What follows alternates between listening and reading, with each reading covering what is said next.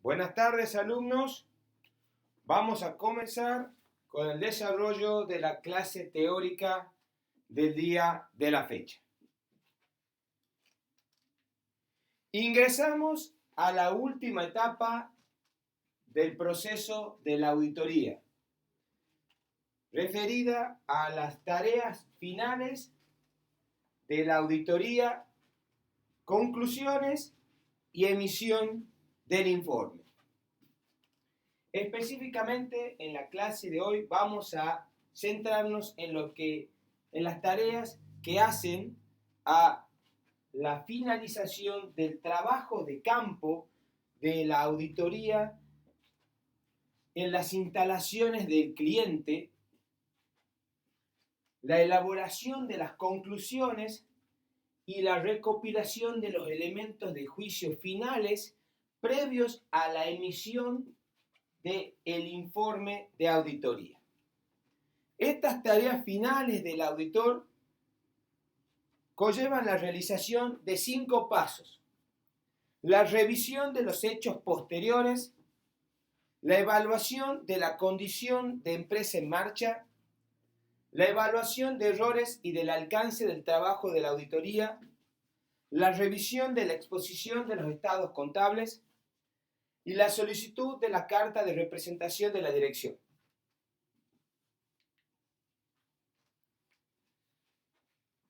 Como yo les decía, estas tareas de conclusión, que consistían en las últimas tareas de campo en las instalaciones del cliente y la emisión del informe, se pueden dividir en 2 grupos.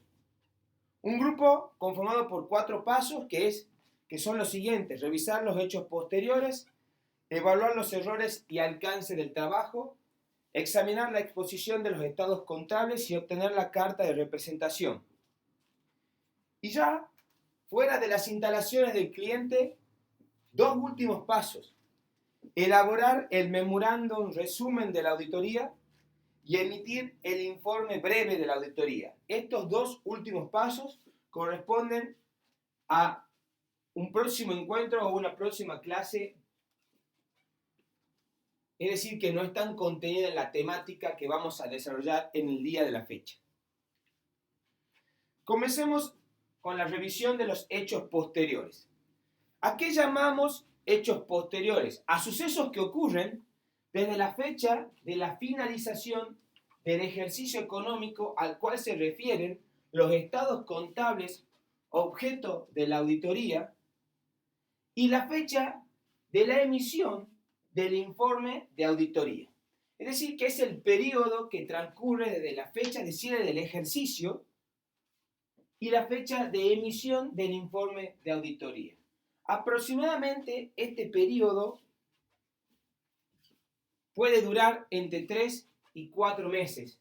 No es aconsejable que dure más cantidad de meses o más tiempo, ¿sí? Porque también porque hay cuestiones legales que hay que cumplimentar, como la realización de la asamblea de accionistas, y también por el concepto de oportunidad que debe observar el auditor al momento de emitir su informe. Los hechos posteriores que se producen en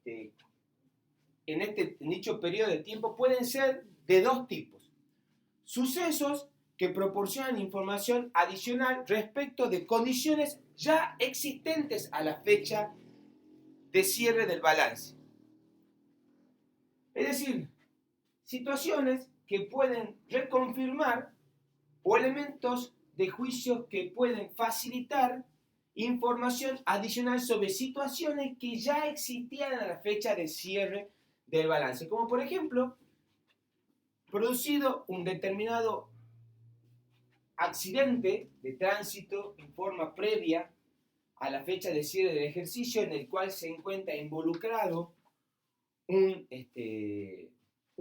empleado del ente que manejaba un rodado del ente, que entre la fecha de cierre del ejercicio y la fecha de emisión del informe se llega a un acuerdo extrajudicial con la víctima de dicho siniestro, en el cual, a través de ese acuerdo extrajudicial, ya se pueda vislumbrar con certeza el importe, ¿sí?, a resarcir a la víctima, y ese importe o ese elemento de juicio permita a la empresa revelar en los estados contables un informe preciso de la suma a abonar a la víctima en concepto de indemnización y no tener que recurrir a estimaciones que sabemos que en muchos casos o en la mayoría de las veces no coinciden con los importes que en definitiva se abonan en la realidad. Es decir, que estas cuestiones, este tipo de sucesos que reconfirman o aportan elementos de juicio adicionales a situaciones ya preexistentes a la fecha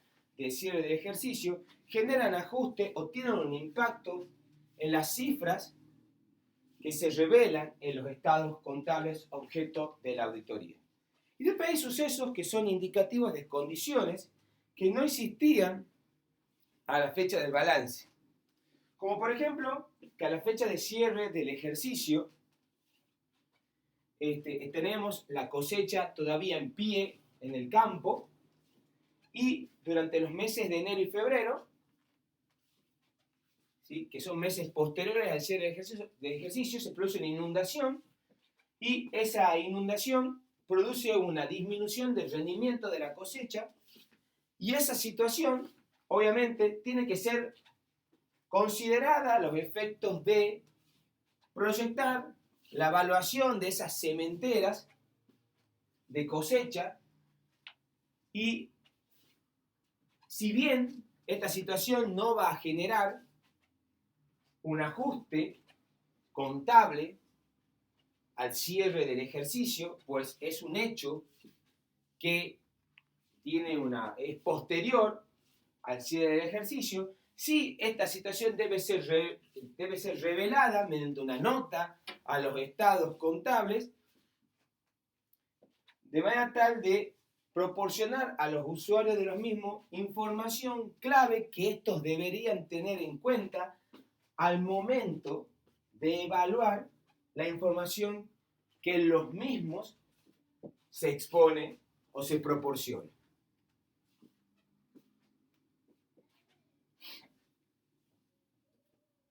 El auditor respecto de los hechos posteriores debe realizar procedimientos dirigidos a satisfacerse de que ha identificado todos los hechos posteriores importantes hasta la fecha del informe.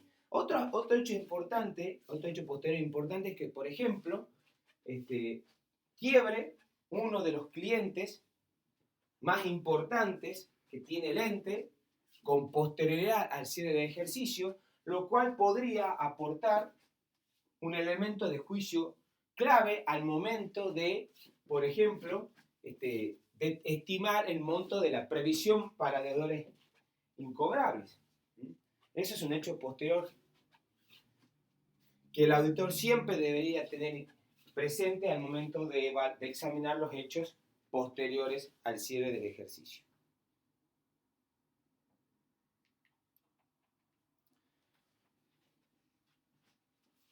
Una siguiente tarea final que debe realizar el auditor es la consideración de la vigencia de la condición del ente como empresa en marcha. Sabemos nosotros que las normas contables profesionales emitidas por la FACSE o emitidas por la IFAC son normas que se han diseñado para entes en continuidad, es decir, para entes que tienen proyectada o suponen la continuidad de sus operaciones en el corto o mediano plazo. Es decir, que no son normas contables diseñadas para entes en liquidación. El hecho que un ente revele en sus estados contables que ha preparado los mismos de acuerdo con las normas emitidas por la FACSE, con las normas emitidas por el IASB, implica que tiene proyectado continuar con sus operaciones en el futuro previsible. Es decir, que no se trata de un ente, al menos a juicio de la administración, que no se trata de un ente que tenga complicado o vea comprometida su condición de empresa en marcha. Obviamente el auditor entre sus tareas, debe verificar que este principio de empresa en marcha se encuentre vigente. Y esta revisión del principio de empresa en marcha no solo la debe realizar en la finalización de los trabajos de auditoría, sino que esta revisión del principio de empresa en marcha la debe realizar tanto en la planificación de la auditoría como en la ejecución de la auditoría, y por supuesto debe hacer una revisión final de la vigencia del principio de empresa en marcha en la última etapa del proceso de la auditoría. ¿Qué debe hacer en la planificación o durante la planificación de la auditoría respecto de la consideración de la vigencia de la condición de empresa en marcha? Debe indagar con la gerencia acerca de si existen indicios, hechos o condiciones que individualmente o en su conjunto puedan originar dudas sobre la condición de la empresa como en marcha. Debe considerar cuáles son las evaluaciones que la gerencia realiza sobre la habilidad o la factibilidad de la empresa para continuar en operaciones en el futuro previsible. ¿Cuáles son los planes? ¿Cuáles son los presupuestos? ¿Cuáles son los flujos de fondo, ¿sí?, proyectados por la empresa para continuar en operaciones en el futuro previsible? ¿Cuáles son las fuentes de financiación con que cuente el ente para continuar en operaciones en el futuro previsible? Por ejemplo, un futuro previsible sería, por ejemplo, los próximos 12 meses siguientes a la fecha de cierre del ejercicio.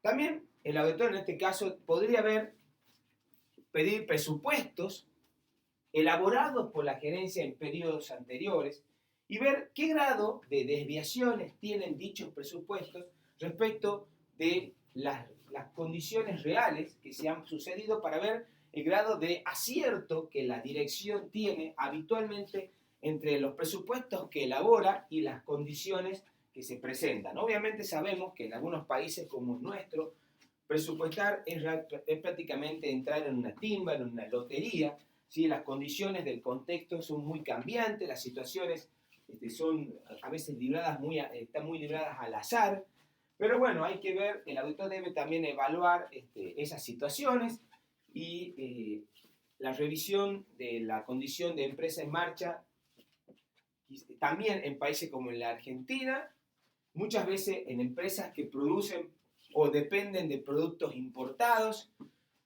o que producen dependiendo de materias primas importadas, también donde el factor dólar es muy importante, también tienen que llamar la atención al contador auditor, y estas cuestiones obviamente no pueden pasar desapercibidas para el auditor. El auditor siempre las debe tener presente. Este análisis no puede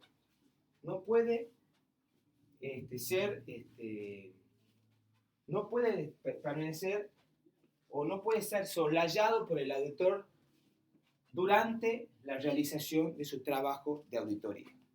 Durante el transcurso del examen, bueno, obviamente, el auditar las cuentas a cobrar, auditar los proveedores, auditar las consideraciones bancarias, va a dar al auditor elementos de juicio suficiente o evidencia suficiente respecto de la recuperabilidad de las cuentas a cobrar, de los compromisos que tiene el ente desde el punto de vista de deudas comerciales, deudas fiscales, de las deudas laborales, las disponibilidades que tiene el ente en bancos, la factibilidad de contar con fondos para hacer frente a sus obligaciones en el corto, mediano y largo plazo. Evidencia que obviamente le va a permitir al auditor saber si la empresa está en condiciones o no de continuar en operaciones en el futuro previsible, ¿sí? Quizás esta etapa es el transcurso del examen del auditor, de la evidencia que el ente revela en el estado contable, es la que más evidencia proporciona, y la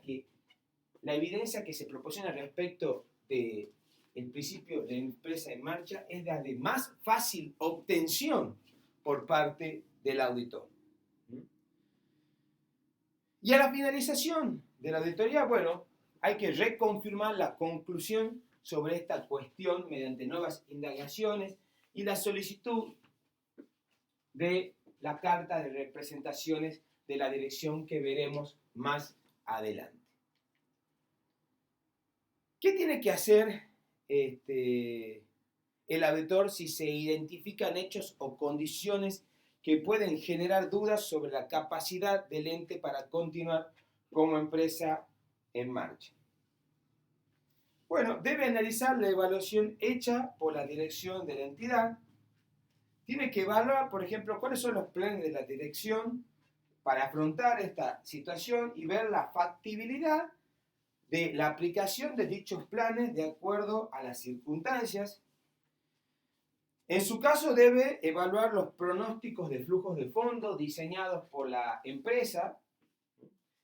Hay que ver si esos flujos de fondos son factibles respecto a las condiciones del contexto en el cual se desenvuelve el ente y por supuesto también la razonabilidad de las hipótesis utilizadas para la elaboración de los presupuestos de flujo de fondos, si no son demasiados optimistas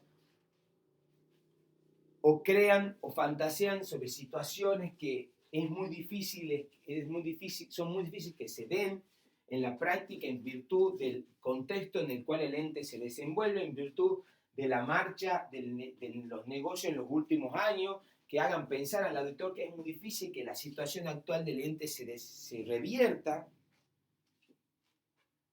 Tiene que considerar el auditor hechos o informaciones adicionales surgidas desde la dirección o desde que la dirección hizo su valoración, es decir, hechos sucedidos en los últimos meses que le ayuden al auditor a reconfirmar si las presunciones que la dirección hizo respecto de los flujos de fondos o los presupuestos con los cuales piensa revertir la situación se han ido confirmando o el grado de acierto que la dirección va teniendo respecto de los planes diseñados para revertir esta situación en los últimos meses.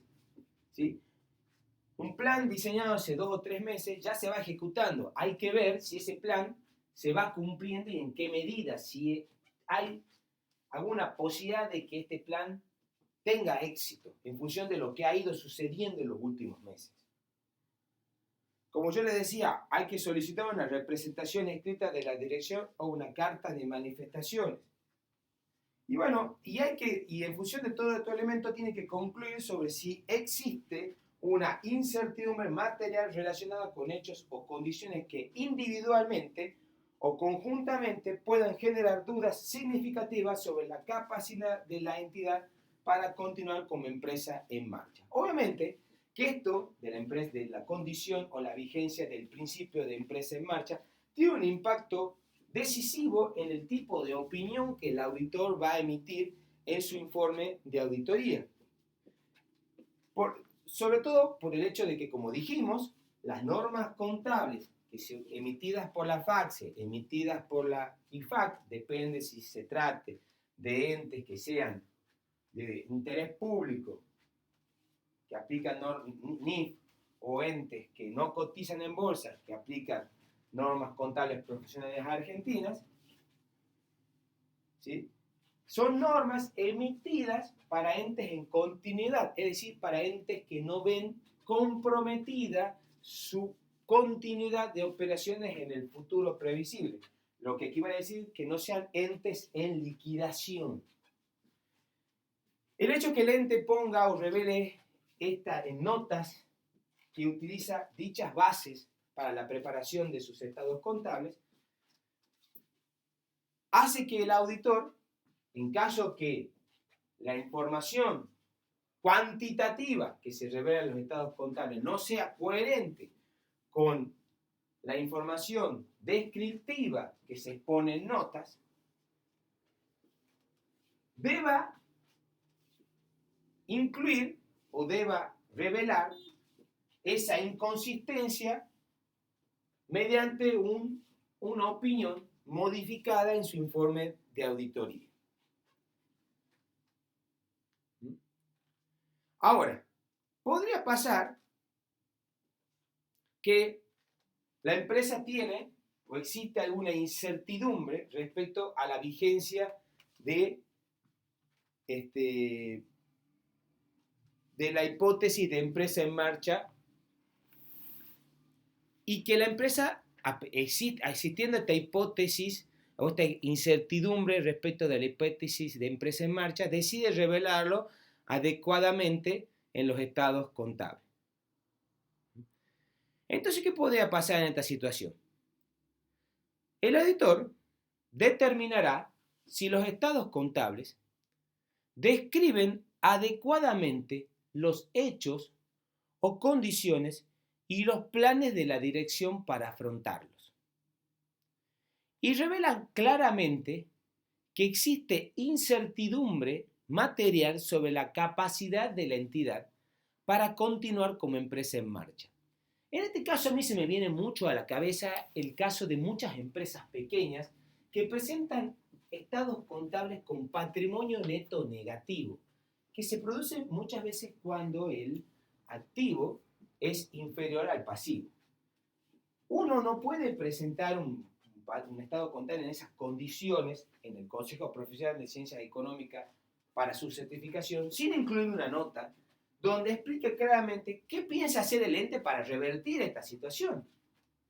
Y por supuesto, esta nota, a medida que pasen los años, no puede ser la misma, tiene que decir en qué medida esto ha ido evolucionando o involucionando, ¿sí? Porque si no, estaríamos en la joda misma, ¿sí? Tenemos que decir cómo ha ido cambiando la situación favorablemente y en qué medida los planes diseñados por el ente para revertir este patrimonio neto negativo han ido teniendo efecto y han ido revirtiendo la situación. Es más, muchos consejos profesionales ya están en plan de no recibir estados contables con patrimonio neto negativo sin la nota explicativa de cuáles son los planes de la dirección para revertir esta situación o esa situación. Si se revela la información adecuada en los estados financieros, es decir, si está la nota, por ejemplo, el auditor expresará una opinión sin salvedades, es decir, no modificada, e incluirá un párrafo de énfasis en su informe de auditoría que llame la atención a la nota de los estados contables donde explica la situación del patrimonio neto negativo, por ejemplo, y los planes de la dirección para hacer frente a esta situación. O donde llame la atención a la nota donde se revela la incertidumbre respecto a la vigencia de la hipótesis de empresa en marcha y cuáles son los planes de la dirección para revertir la situación. Y si el auditor considera que la información revelada no es adecuada, es decir, que es insuficiente, que es engañosa, el auditor expresará una opinión con salvedades o inclusive una opinión adversa por problemas de exposición, según corresponda, y manifestará que existe en su informe una incertidumbre material sobre la capacidad de la entidad para continuar como empresa en marcha. En su informe, entonces, el auditor explicará los motivos de su opinión modificada con salvedades o su opinión adversa, indicando que el motivo de ese tipo de opinión será la incertidumbre material sobre la capacidad del ente para continuar como empresa en marcha. Es decir, que si el ente tiene dudas sobre la factibilidad de continuar como empresa en marcha, pero revela adecuadamente esta situación en los estados contables, el auditor no tiene por qué emitir una opinión adversa o una opinión con salvedades, porque la información está adecuadamente revelada en los estados contables y no hay intención de engañar a los usuarios de estados contables. Entonces, en este caso, si existiera la duda y está adecuadamente revelada dicha duda en los estados contables, el auditor puede emitir una opinión limpia. Ahora, si a juicio del auditor existe la duda y esa duda no está adecuadamente informada en los estados contables, ahí sí el auditor tiene que emitir una opinión modificada, ya entendiéndose por opinión modificada, una opinión con salvedades o una opinión adversa por problemas de exposición. En otras situaciones, ¿sí?, podrá darse que el auditor considere definitivamente que se trata de un ente en liquidación, que el ente ya no está en condiciones de continuar en operaciones en el futuro previsible. Es decir, que el ente, cuando ha preparado sus estados contables, ha realizado una utilización inadecuada de la hipótesis de empresa en marcha. Entonces el auditor no tiene más remedio que emitir una opinión desfavorable si, no siendo adecuada la hipótesis de empresa en marcha, el ente emite sus estados contables invocando o utilizando como base para la preparación de los mismos las normas contables profesionales argentinas o las normas internacionales de información financiera. Asimismo, si existieran varias incertidumbres materiales que sean significativas para los estados financieros en su conjunto, el auditor puede considerar adecuado en casos extremadamente poco frecuentes, denegar la opinión en lugar de redactar un párrafo de énfasis. Es decir, podría ser que a juicio del auditor existiera una incertidumbre que ni siquiera a él le permitiera concluir sobre si el ente está en condiciones o no de continuar como empresa en marcha. Entonces, en ese caso, el auditor puede denegar su opinión en el informe. Y cuando habla de denegar su opinión en el informe, habla de abstenerse de emitir opinión o abstención de opinión.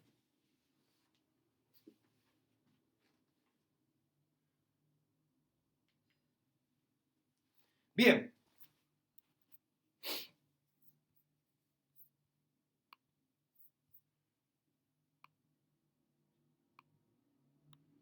Pasemos al paso siguiente de los trabajos finales, que es la evaluación de los errores y el alcance del trabajo.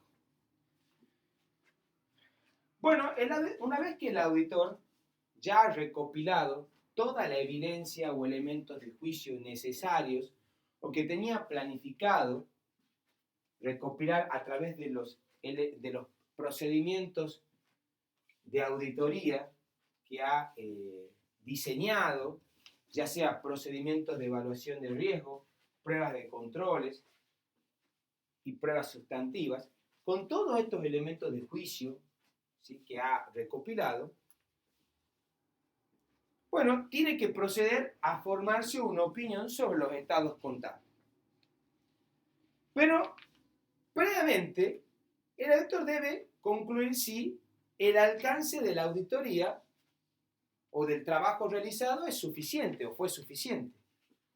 Y la forma de saber si el alcance del trabajo es suficiente es ver si la evidencia de auditoría recopilada es suficiente. Y por otra parte, ver si los estados contables no contienen cifras erróneas significativas. Y cuando hablamos de cifras erróneas significativas es si el monto de los errores acumulados por el auditor en sus papeles de trabajo, no superan el umbral máximo trazado por el auditor en oportunidad de la planificación. ¿Y cuál era ese umbral máximo trazado por el auditor en oportunidad de la planificación?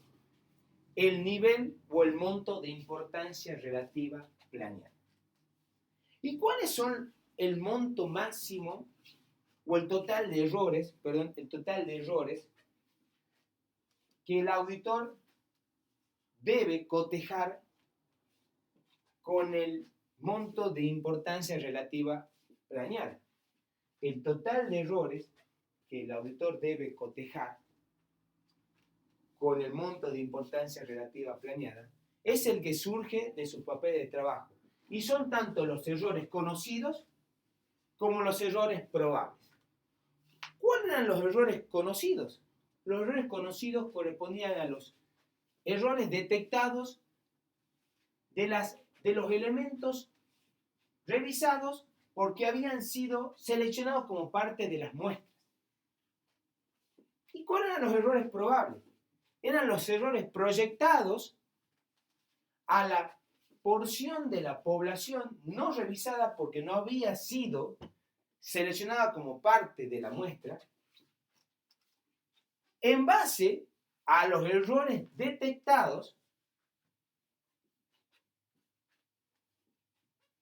en la porción de la población sí revisada porque sí había sido seleccionada como parte de la muestra. Tanto los errores conocidos como los errores probables deben ser acumulados en lo que se conoce como matriz de errores. Y todos los errores deben ser informados a la administración, inclusive aquellos que sean inferiores a la importancia relativa planeada, salvo que sean muy insignificantes. Y no importa si han sido corregidos o no han sido corregidos por la administración. Todos los errores detectados en el transcurso de la auditoría deben ser informados a la administración, pero únicamente deben ser incorporados a la matriz de errores los errores conocidos, no corregidos, y los errores probables.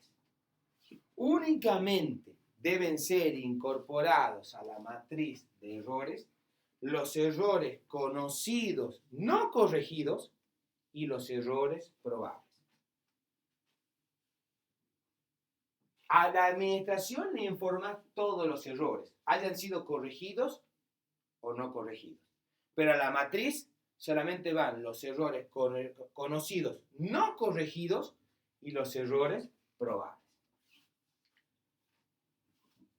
Recuerden ustedes que los errores conocidos son los únicos que generan ajustes, porque el auditor tiene certeza de cuál es el tipo de incorrección que realmente ha cometido el ente. Los errores probables son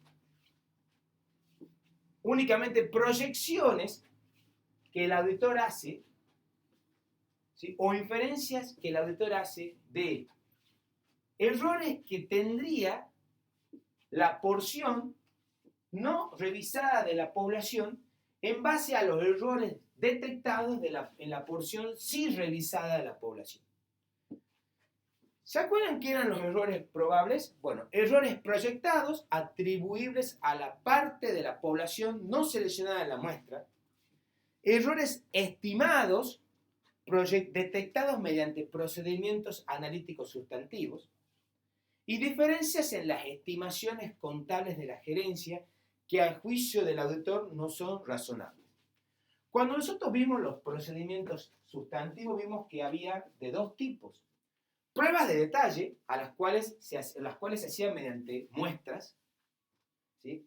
Las muestras de las muestras surgían errores conocidos y en base a esos errores conocidos proyectábamos errores probables. Y teníamos procedimientos analíticos sustantivos, en los cuales definíamos errores conocidos y errores estimados, ¿sí?, que eran aquellos que superaban el umbral trazado por el auditor en base a los niveles de seguridad sustantiva buscados. Y a su vez, habíamos visto en la última clase que cuando revisaba el auditor las estimaciones contables y existían diferencias que superaban las expectativas entre los valores calculados por el ente y aquellos recalculados por el auditor, ¿sí?, y esos valores son a juicio del auditor no razonables, también eran o debían ser considerados como errores probables y debían ser volcados dichas diferencias en la matriz de errores como errores probables. ¿Cuáles son las acciones que el auditor debe tomar respecto de los errores conocidos y los errores probables? Solicitar el ajuste de los errores conocidos, excepto que sean muy insignificantes. Investigar las causas de los errores conocidos, considerar efectos de fraudes, reevaluar la estimación del riesgo y determinar si pueden ser indicativos de existencia de otros errores. Evaluar la suficiencia del alcance. Si la suma de la precisión monetaria o importancia relativa de desempeño y los errores conocidos y probables que surgen de poblaciones probadas por muestreo es mayor que la importancia relativa planeada, el auditor no habrá obtenido la seguridad planeada. La suma de la imprecisión monetaria más los errores conocidos y probables, es decir, el error estimado máximo, no puede ser mayor que la importancia relativa planeada. Si es mayor, el auditor no habrá obtenido la seguridad planeada. ¿Y qué implicancias tiene entonces? La necesidad de solicitar el ajuste de los errores conocidos o la necesidad de realizar procedimientos adicionales para reducir los errores probables o detectar nuevos errores conocidos, incluyendo la revisión de estimaciones contables que hubiesen arrojado diferencias. Usualmente, y no es recomendable, yo les diría, no se espera que se ajusten los errores probables porque uno no sabe realmente de qué se tratan y son, como dijimos, los errores probables, simples proyecciones que realiza el auditor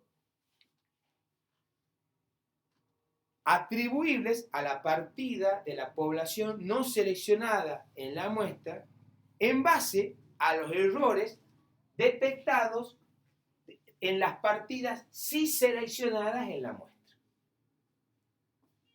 Y también deben considerarse los errores de años anteriores no corregidos. Acá vemos un esquema de matriz de errores, que es un cuadro tabulado, ¿sí? Cuando hablo de tabulado es un cuadro de columnas, donde vemos que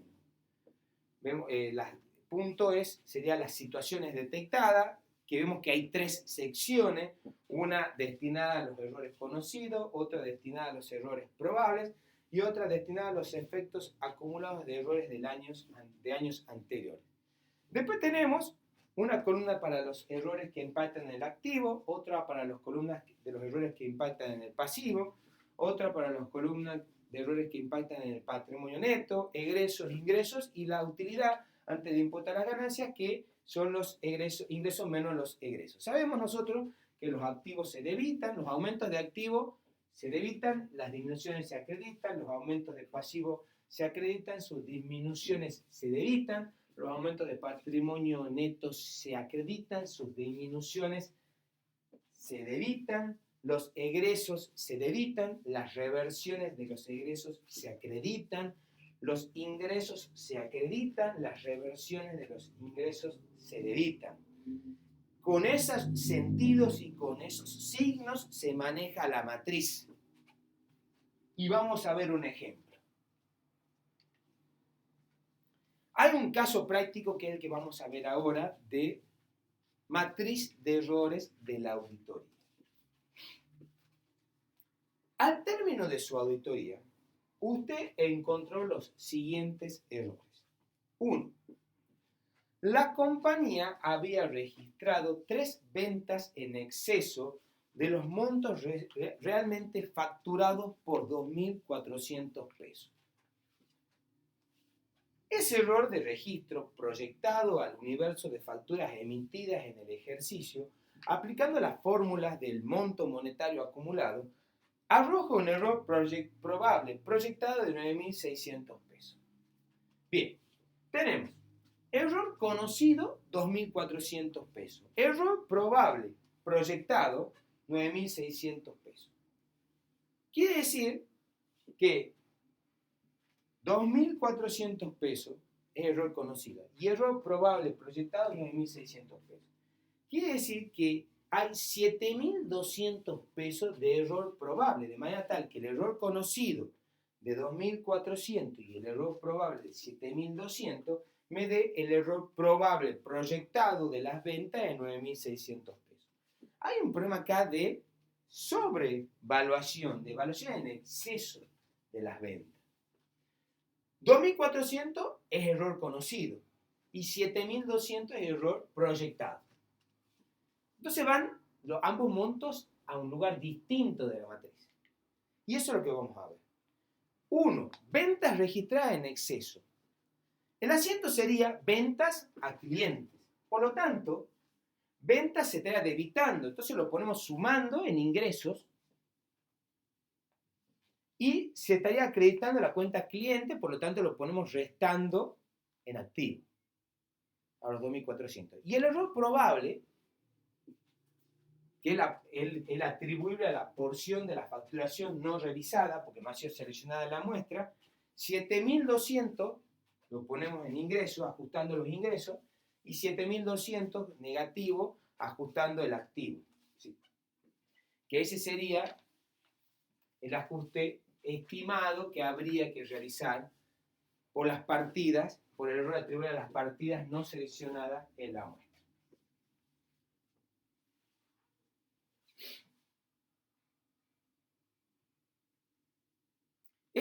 Este error probable proyectado se calcula en base a la fórmula que vimos en la clase anterior, ¿sí?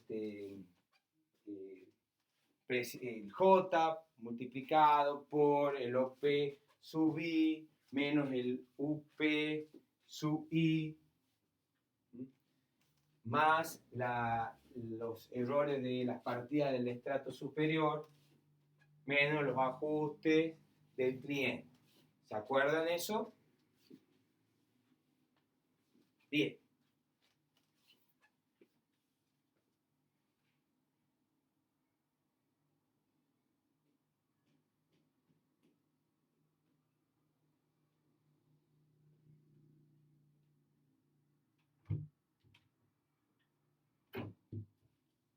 A través de una revisión analítica sustantiva, usted comprobó el saldo al cierre de la cuenta comisiones perdidas, que mostraba un saldo contable de 205.700 pesos. Su expectativa calculada como un porcentaje del monto anual de venta fue de 186.900 pesos y el umbral aplicable es 10.000 pesos. Es decir, que aquí hay una sobrevaluación de las comisiones, porque la empresa tiene 205.700 pesos y usted ha determinado 186.900 pesos. Hay una sobrevaluación de 18.800 pesos, pero usted para la prueba analítica sustantiva había trazado un umbral de 10.000. Quiere decir que de los 18.800 de diferencia, usted admitía como razonable 10.000 de diferencia. Es decir, que hay 8.800 sin explicar. Estos 8.800 sin explicar son error probable porque no hay ninguna porción de esos 8.800 que usted haya encontrado como error conocido. Entonces los 8.800 de sobrevaluación de las comisiones va como error probable a la matriz de errores. Si yo quiero ajustar la comisión, está de más en el pasivo, entonces tengo que debitar el pasivo para ajustarlo y tengo que disminuir el egreso. 8.800.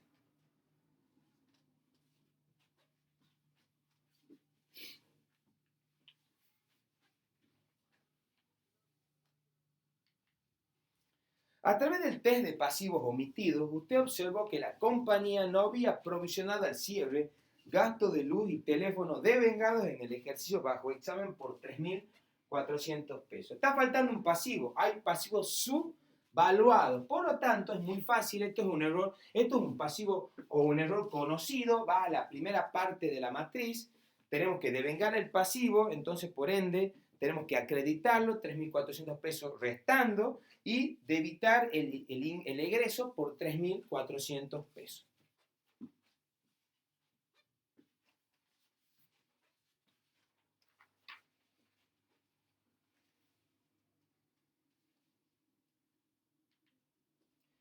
4. Uno de los clientes de la compañía que al cierre adeudaba 24.000 pesos ha entrado recientemente en concurso de acreedores. Lo que yo le decía, hechos posteriores. La gerencia estima suficiente previsional 5.000 pesos. Importe formado por facturas vencidas con más de un año de antigüedad. Mientras que, por el conocimiento que usted tiene del deudor concursado, estima que se recuperará solo el 50% del saldo. Es decir, serían 12.000. Claro, la empresa piensa que se va a recuperar 17.000. Nosotros pensamos que se va a recuperar 12.000. Por lo tanto, hay 7.000 pesos de diferencia entre lo que dice la empresa y lo que digo yo. Por lo tanto, ¿y qué dice el informe del abogado? El informe del abogado es optimista y expresa que se espera recuperar un alto porcentaje de las acreencias sin estimar un monto. Bueno, si la empresa previsiona como incobrables 5.000, es que piensa recuperar 17.000. Nosotros creemos que se va a recuperar solamente 12.000. Entonces nosotros le aconsejamos a la empresa un ajuste de 7.000 pesos en la estimación de la previsión para deudores incobrables. Se trata de un error probable, obviamente no es un error conocido. Por ende, estos 7.000 pesos de diferencia entre los 12.000 y 5.000 va a los errores probables, y en este caso los activos estarían sobrevaluados en 7.000 pesos, los clientes estarían sobrevaluados en 7.000 pesos, ¿sí? Entonces habría que disminuir 7.000 pesos y aumentar los deudores incobrables por 7.000 pesos.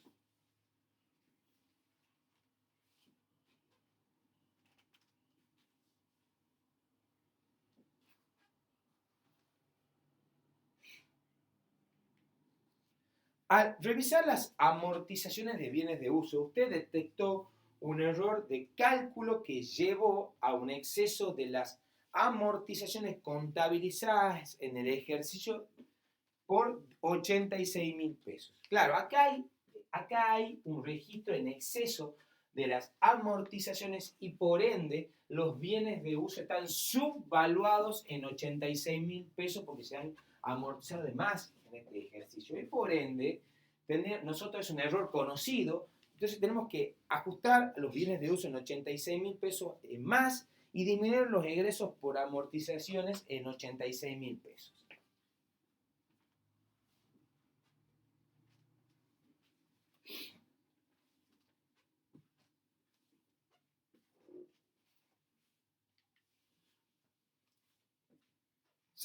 El año pasado la empresa debió haber contabilizado una previsión por un juicio iniciado por un empleado por 3.600 pesos.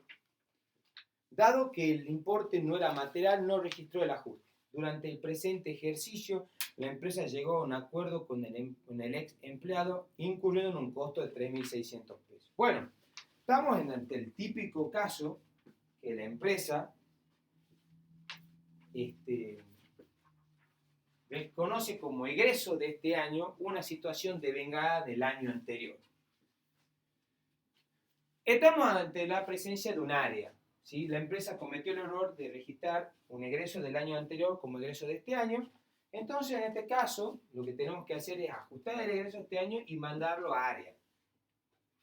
Por ende, es un error conocido, pero que impacta como efecto acumulado de errores del año anterior, en la tercera sección.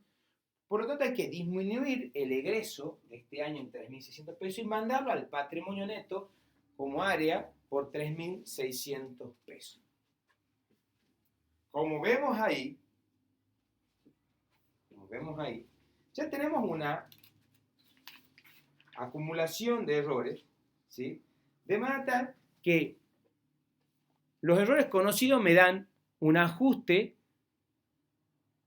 de utilidad neto, que es un ingreso neto de 80.200 pesos para los errores conocidos, una pérdida neta de 5.400 pesos para los errores probables y una ganancia neta de 3.600 pesos para los efectos acumulados de errores del año anterior. Bien.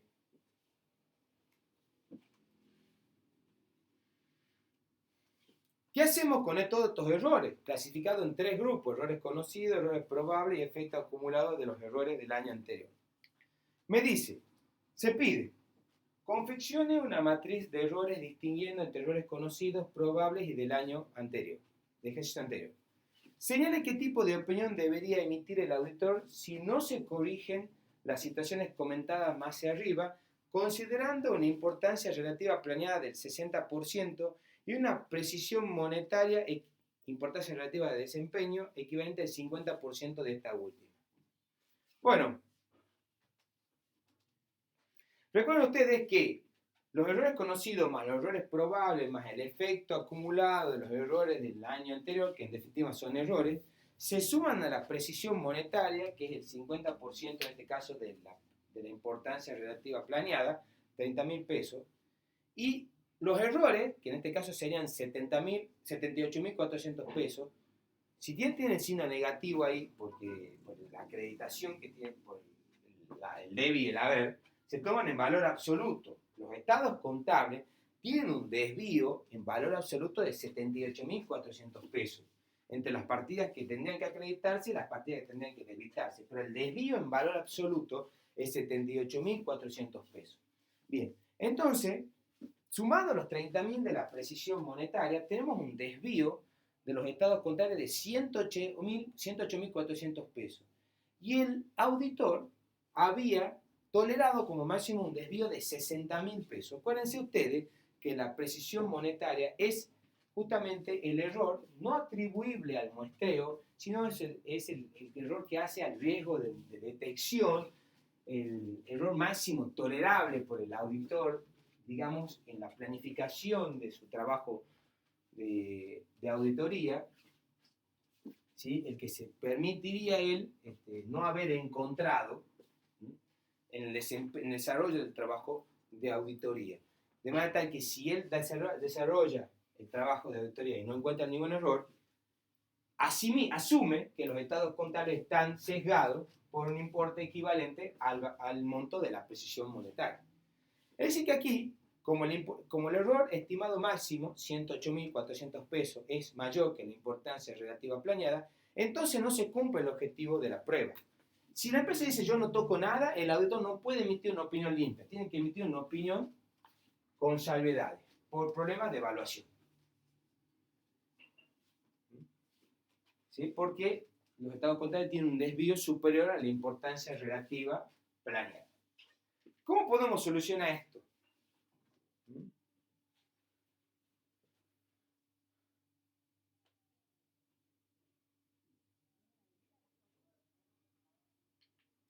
El resultado que arroje la matriz de los errores conocidos más los probables se compara en valores absolutos adicionados a la precisión monetaria con la importancia relativa planeada. Ya lo vimos. Si el error estimado máximo es mayor que la importancia relativa planeada, se deben ajustar los errores conocidos. Pero si hay un error que supera la importancia relativa planeada, que sí lo hay, que es el caso de las amortizaciones, podremos solicitar al cliente que ajuste solo ese para quedar por debajo de la importancia relativa planeada. Pero teniendo siempre presente que es mejor corregir todos los errores conocidos. Es más prolijo, ¿verdad? Hay que evaluar todos los errores cuantitativos que hagan a integridad, validez, registro, corte y evaluación, sumando también aquellos que sean de exposición. También hay que tener en cuenta todos los errores que hagan a la debida exposición, división de las partidas en corriente, no corriente, adecuada exposición de las partidas dentro de todos los estados contables de publicación. Si ajustando todos los errores conocidos no quedamos por debajo del nivel de importancia relativa planeada, debemos solicitar a la empresa que investigue los errores probables o incrementar el alcance de nuestro trabajo de auditoría de manera que los errores probables se transformen en errores conocidos. No corresponde proponer ajustes por errores probables o no es usual. Por último, si no quiere que hagamos eso, evaluar las implicancias de esta situación en el dictamen. Como dijimos, no podrá emitirse ante esta situación o en estas condiciones un dictamen limpio. Y cuando digo no podrá emitirse, no deberá emitirse un dictamen limpio en estas condiciones. Como yo les digo, estimados alumnos, así es la auditoría. Tuve el honor este año, este primer año, de esta forma de dar auditoría, de compartir este proceso de auditoría desde que el cliente nos convoca a realizar o a prestarle el servicio de auditoría, pasando por la contratación, la planificación, el desarrollo del plan de auditoría, la ejecución en sus distintas subetapas, y esta parte que es la evaluación final de la auditoría, la elaboración de las conclusiones. Esto es el trabajo de auditoría, no es simplemente saber hacer ajustes de contabilidad, sino la auditoría es saber llevar a cabo la elaboración de los programas de trabajo, saber llevar a cabo las muestras, evaluar los resultados de la muestra, inferir a partir de los resultados de la muestra lo que le pasa a la población, saber los procedimientos analíticos sustantivos en qué consisten, trazar umbrales de aceptación o no de los resultados de los procedimientos analíticos, saber en qué consiste una prueba de controles, el muestreo de atributos. Esto es la auditoría, estimados alumnos. Esto es lo que yo quería mostrarles. Esta matriz de errores es la conclusión, ¿sí? La conclusión de lo que es la auditoría. Es la conclusión del trabajo. Esta última fila, error estimado máximo mayor que importancia relativa planeada o menor que importancia relativa planeada, es a lo que apunte el auditor cuando realiza su trabajo de auditoría. Es lo que buscamos, es un laburo tremendo para llegar a esto, pero es la clave para emitir o para definir el tipo de opinión que va a emitir el auditor. Y este análisis posterior es clave, ¿sí? Ustedes tienen acá el don de la palabra, el don de la decisión. No se dejen ustedes influenciar por el cliente, qué es lo que ellos quieren que ustedes opinen. Ustedes son los que deben decidir qué se tiene que opinar en base a la evidencia de la auditoría reunida en el desarrollo de su trabajo de auditoría. Esto es lo que yo quería mostrarle, o que nosotros queríamos mostrarle como cátedra de lo que se trata la auditoría. Espero que hayamos podido llegar a ustedes con todos estos videos y todo estos material que le hemos puesto a disposición. Sigamos un poquito más. Revisión de la exposición, ya los últimos pasos de este proceso de auditoría. Bueno, consiste en la revisión analítica final. Habíamos dicho que los procedimientos analíticos se veían en tres etapas. La planeación preliminar sobre los estados contables objeto de la auditoría pero no auditados, los procedimientos analíticos como prueba sustantiva y los procedimientos analíticos en la etapa final. ¿Para qué? Primero, estos procedimientos analíticos en la etapa final no tienen como propósito proporcionar seguridad sustantiva. El objetivo es satisfacerse de la información presentada en su conjunto y ver si es coherente con el conocimiento que el auditor adquirió del ente en cuestión y con los elementos de juicio reunidos en la auditoría. Incluye revisión del armado en conjunto de los estados contables, lectura atenta de los estados contables, ver si no hay inconsistencia interna en la información, ligues de informaciones relacionadas, por ejemplo, que la depreciación del estado de resultado coincida con la del flujo de efectivo, que el resultado del estado de resultado coincida con el estado de evolución del patrimonio neto, que el patrimonio neto del estado de situación patrimonial sea el del estado de evolución del patrimonio neto. Cositas así, que si el resultado es ganancia, diga ganancia del ejercicio. ¿Sí? Si el resultado es pérdida, diga pérdida del ejercicio. Cositas que ya dijimos en clases anteriores.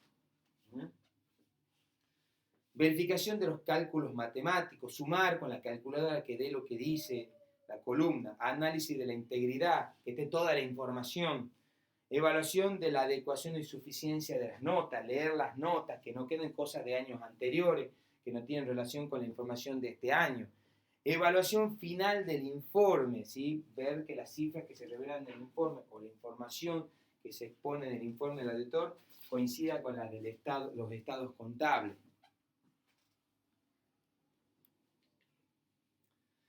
Por último, solicitar a la gerencia carta de representación. Esta el auditor la debe obtener del máximo órgano directivo. Si bien el auditor la va a redactar, debe quedar escrita como que es la dirección la que se dirige hacia el auditor. ¿Y cuáles son los objetivos de esta carta? Obtener representaciones generales que corroboren la validez de las premisas referidas a las responsabilidades de la dirección en relación con los estados contables y la auditoría. Respecto de la debida preparación y presentación de los estados contables de acuerdo con el marco de información contable que es aplicable para el ente en cuestión. El debido diseño, implementación y mantenimiento de un control interno que sea útil para la preparación de información financiera confiable y apta para la toma de decisiones. La provisión de toda la información completa para el auditor de manera tal que facilite la emisión de un informe de auditoría que sea útil para los usuarios de los estados contables y para quienes lo han contratado. Representaciones específicas también debe proporcionar esta carta de representaciones de la gerencia, que permitan corroborar otros elementos de juicio obtenidos mediante indagaciones orales o informaciones recibidas de la entidad. Por ejemplo, representaciones referidas a bienes que hayan sido entregados, por ejemplo, en garantía de préstamos otorgados a la empresa, ¿sí? Bienes de disponibilidad restringida, que no haya cuentas bancarias en el exterior que no hayan sido puestas en conocimiento del auditor, que no haya préstamos que haya asumido la empresa, que no hayan sido puestos en conocimiento del auditor, que no haya juicios en los cuales la empresa haya sido demandada y que no hayan sido puestos en conocimiento del auditor. Ojo, esta carta es necesaria, pero no constituye por sí sola un elemento de juicio suficiente. El auditor tiene que haber hecho o aplicado procedimientos para confirmar que todo esto que dice la carta sea verdad. Esto no es una cuestión de fe, ¿sí? Esto no es creer sin ver, ¿sí? Acá me dicen las cosas la gerencia, yo no tengo que darlas por sentado, tengo que haber aplicado procedimientos para obtener evidencia de que lo que dice la gerencia es cierto. Esta carta es como un reaseguro que obtiene el auditor de evidencia que él ya ha obtenido, ¿sí? Está claro, es un aseguramiento adicional para el auditor. No es suficiente, pero sí necesaria. Su fecha, la fecha de esta carta de representación de la gerencia, debe ser la misma fecha que la del informe del auditor.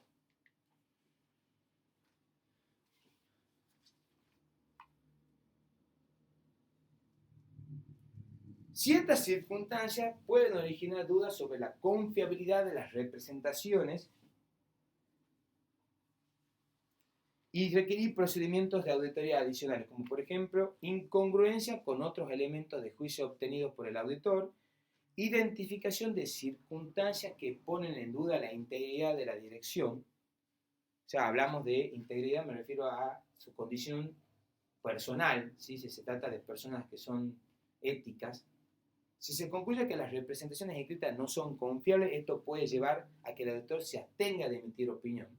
Si no se obtienen las representaciones generales, hay que evaluar el posible efecto en el informe del auditor, que podría inclusive derivar una abstención de opinión. Si no obtiene representaciones específicas, el auditor tendrá que ver y evaluar si existe algún tipo de limitación al alcance y qué tipo de efectos tiene esta limitación al alcance en su informe.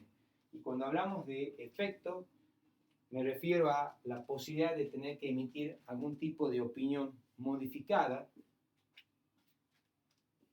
ya sea opinión con salvedades o abstención de opinión. Se presenta un modelo de carta de manifestaciones de la dirección que, bueno, no vamos a leer, obviamente, porque no tiene mucho sentido. La ponemos a disposición de ustedes, de manera tal que ustedes la puedan leer y puedan sacar sus conclusiones de cómo la dirección, a través de esta carta que se pone a disposición del auditor, realiza representaciones o afirmaciones sobre cuestiones de interés para el auditor que le proporcionan información y evidencia que al auditor le es de utilidad para obtener información necesaria, pero no suficiente, para corroborar el conocimiento que el auditor ha adquirido sobre la entidad en cuestión y sobre los estados contables objeto de la auditoría. Espero que la lean, obviamente pretendemos que sepan redactar esta carta como parte de los conocimientos que deben adquirir en esta materia. Lo último que les quería decir es que esta carta de manifestaciones de la dirección tiene una importancia primordial en lo que hace a las normas de prevención del lavado de activos y financiación del terrorismo, en los cuales el contador como auditor externo y síndico societario tiene en su rol de sujeto obligado de la ley 25.246 y su modificatoria, y que veremos en clase posterior. Bueno, esto es todo por hoy. Nos estamos viendo en un próximo encuentro. Saludos.